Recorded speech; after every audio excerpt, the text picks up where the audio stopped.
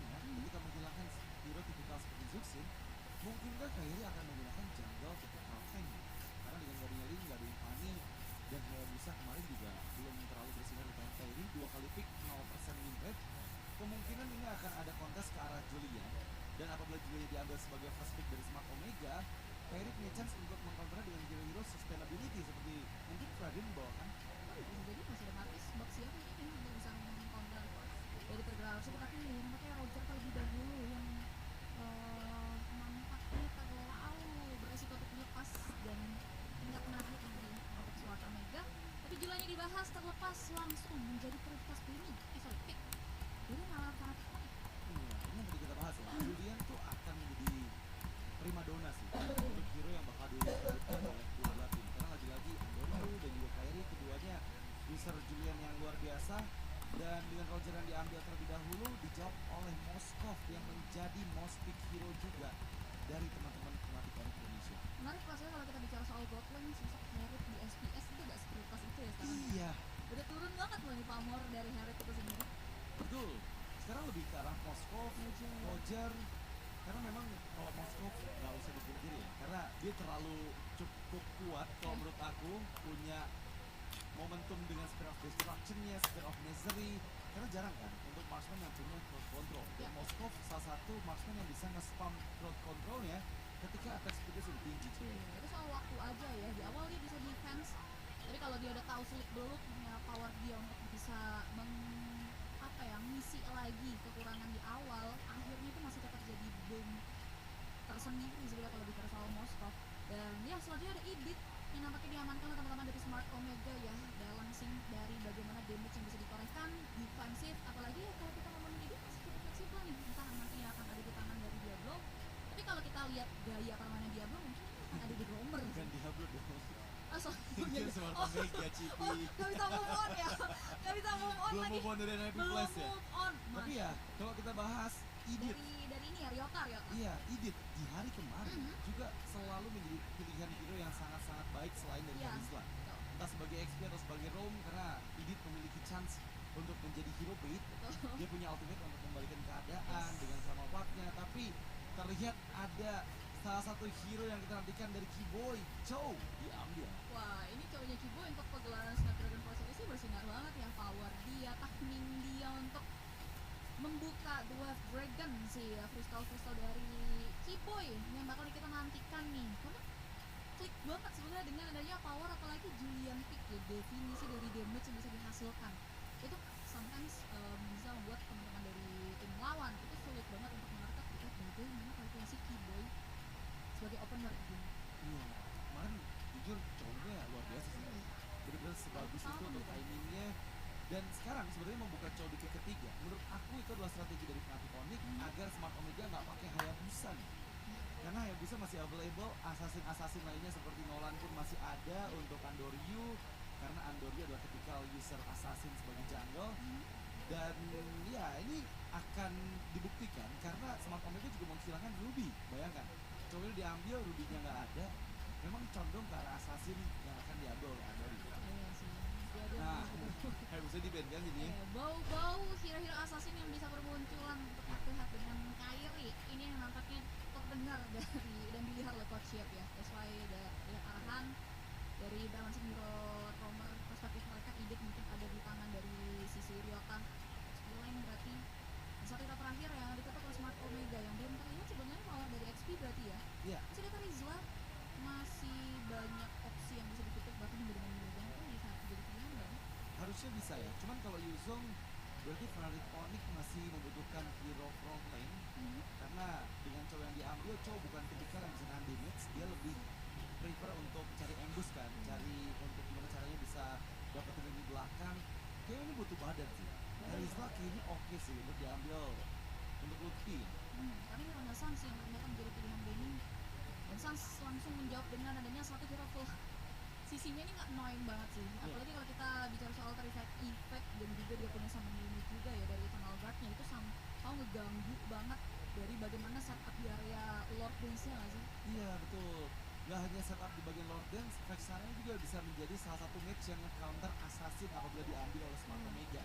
Misal ada Nolan yang muncul, Deadly Grabs dari Vexana itu bisa dapetin momentum untuk meng-cancel assassin yang reach di belakang.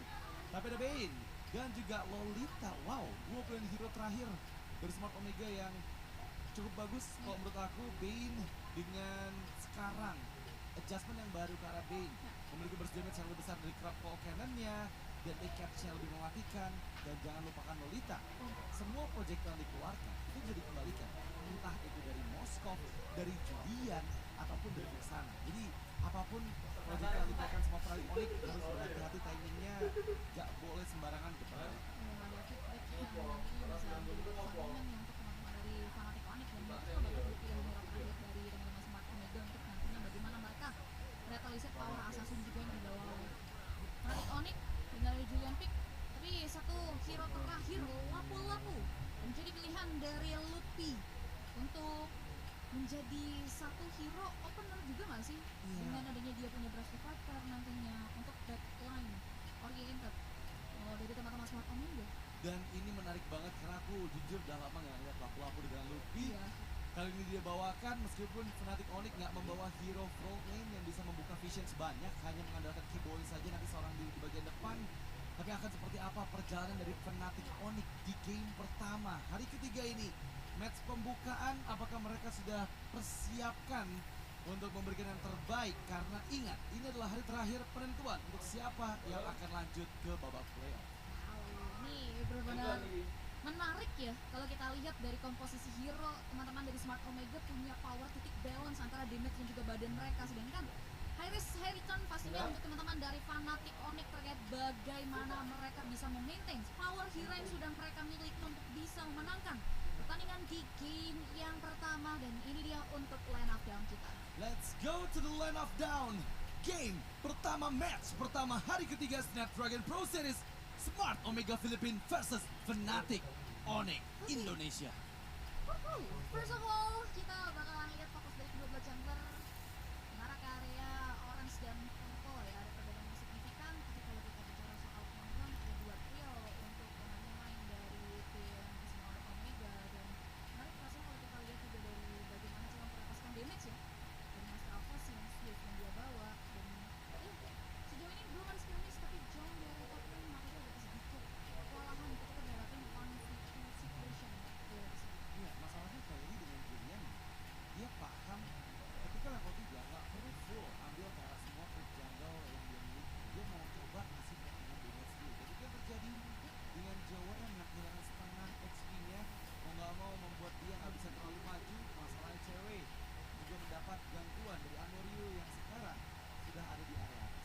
Sejauh ini masih kontrol banget, belum ada pergerakan yang signifikan untuk setup di area top lane yang mampu membuat adanya skirmish yang bakal diciptakan 3 versus 2. Dia mencoba untuk memberikan backupan. Deadly catch masih belum connect sepertinya, memang kena ke arah cewek, tapi belum ada inisiasi lanjutan yang dilakukan oleh Smart Omega.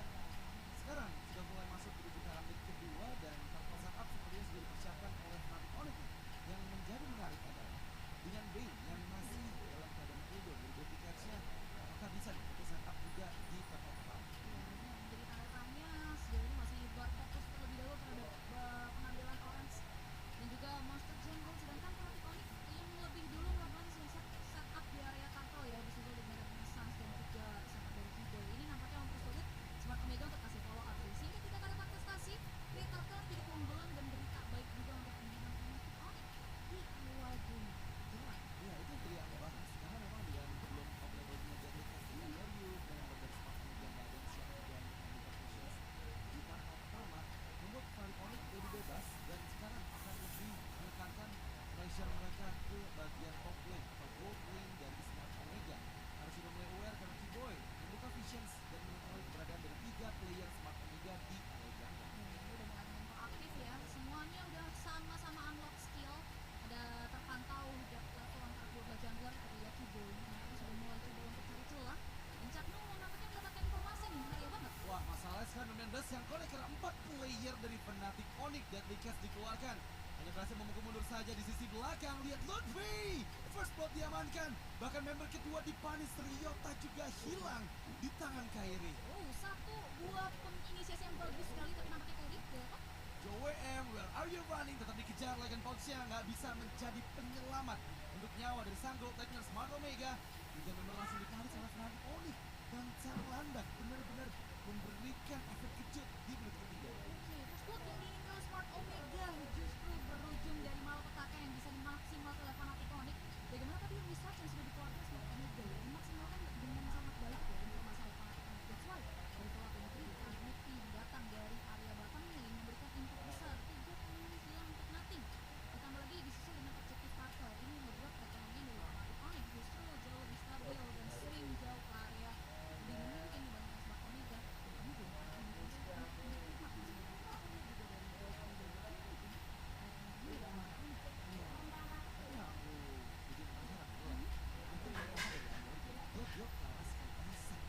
Dan jujur, selama di skena internasional aku jarang banget lihat ada item Skypiercer di first itemnya, tapi The Way of Keyboy dikeluarkan, fokus ke Andoryu.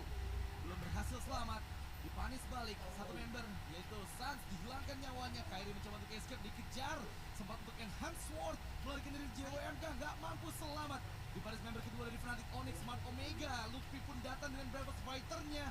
Ada Archer yang dibuka oleh Ryota dan Prama Wrath mencoba menangkap keberadaan dari cewek. Masih bisa menghindar dari Abyss Walker, tapi Luffy pun bisa menahan semua damage-nya dan disengage dengan cukup aman meskipun Ukir belum mampu menumbangkan Keyboy di bagian mid lane. Oke, pecah telur sudah akhirnya ya nyawa dari sang jungler bertemu dengan dua pemain dari Fnatic Onyx dan di sela-sela mereka men-take down ke area sosok Kairi.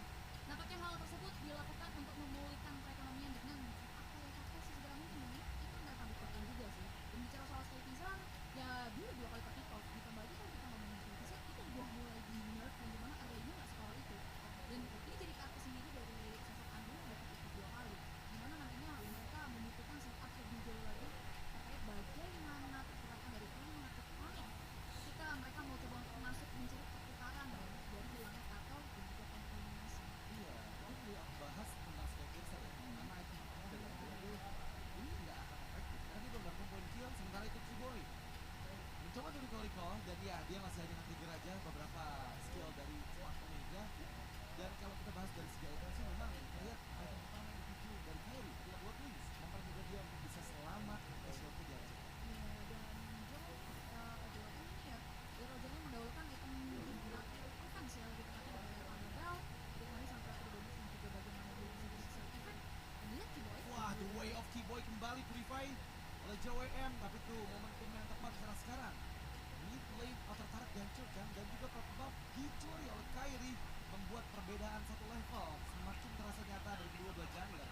Dan di sisi bawah ini pressure balasan dilakukan oleh Smart Omega, inner turret bahkan dihancurkan, tapi seperti ada backupan dari Luffy yang masuk dengan Bravos Fighter 3-man stun, mencoba untuk mempanis JWM, bermain lebih aman lagi karena ingat ada Guardian Reflections yang dikeluarkan serta Minion Blast memukul mundur semua member dari Fnatic Onyx. Tapi lihat Keyboy, dia mencoba mencari celah untuk menusuk dari belakang Smart Omega. oke coba tinggal dicari nampaknya target operasinya ada Ukir udah mau maju tuh Wah, Keyboy terlalu dalam sepertinya dan lihat nih Cats menjadi penutup pergerakan dari Keyboy. tapi kalau kita lihat sebelumnya ada mirroring ya pengambilan kali objektif turret cuman tidak begitu on-worth it buat Smart Omega kenapa? Karena memang yang diambil oleh Fnatic Onyx adalah forest untuk turret di area mid lane yang mereka ambil adalah level tapi setidaknya ada pertukaran lihat tuh sih Wow, Luffy kembali membuka, memberikan pressure yang besar karena Ukir ada backupan dengan Eternal Guard yang diaktifkan oleh Sans.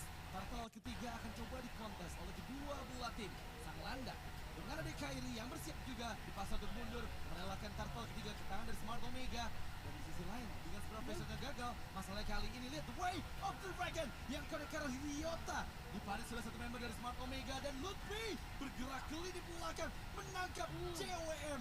Gak berhasil untuk escape dua player dari Smart Omega. oke tampil terakhir boleh dipegang oleh Smart Omega tapi lihat ganjaran maut yang harus diterima oleh Smart Omega bagaimana dua pemain mereka Light Game Insurance Roger yang diaman saja harus ikut tumbang di sisi lain Partobar yang sudah 3 kali kalau tidak salah itu total dikontribusikan oleh sosok Kairi ini yang membuat akhirnya ada gap level yang konsisten dipegang oleh Kairi dan diterima sampai di situ untuk kuncinya yang diaman ke Fnatic Onyx beberapa objektif turret lainnya terus ternyata udah 3 kali kalah dan ini udah berhasil diamankan Fnatic Onyx dan ini times Kiboy emang proaktif banget dengan power cownya seperti kita tahu ya Kiboy ya Ben Kiboy dengan cownya dia tahu betul kapan momen yang bisa dilakukan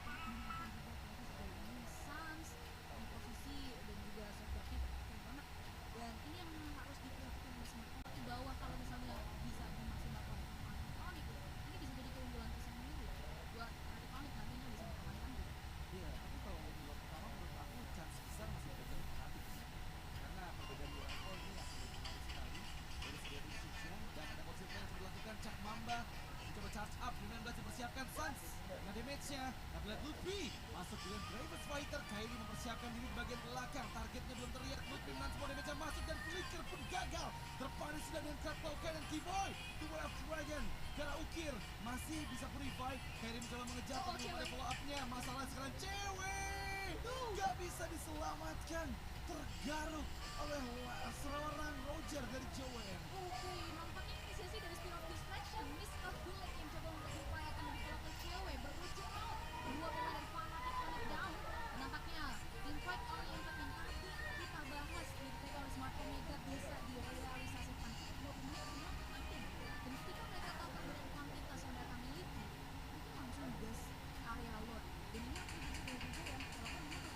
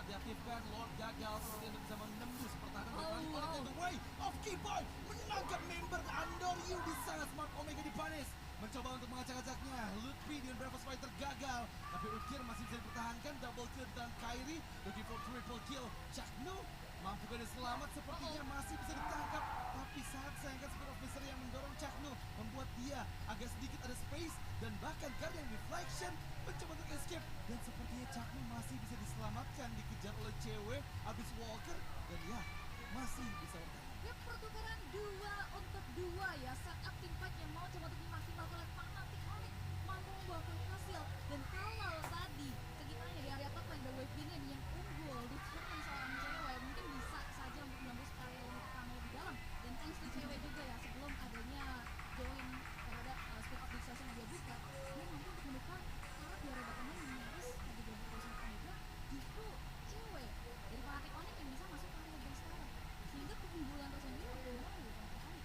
Iya, dan iya, ini nggak ada keuntungan yang didapatkan ketika Lord jadi yang tadi sempat leading 2.500 malah sekarang minus 180 gold, dan bahkan base turret dari Smart Omega Philippines itu juga hancur. Ya, Sementara Fnatic Onyx masih ada semua base turretnya, betul hanya 2 energi juga, dan The Way of Dragon kembali dibuka. Ryota nggak sempat untuk Primal Flag. Lutfi masuk dengan Bravos Fighter, Kairi and Hot Swords connect ke JWM, dan Lutfi berhasil mempada JWM. Chakno put down, dia kena JWM masuk dengan Speed of Destruction, dan this is the double kill for JWM di momen krusial dengan wipeout untuk Fnatic Onyx, dan one swipe boost is real di bagian atas dari Smart Omega Philippines. oke, nampaknya tidak ada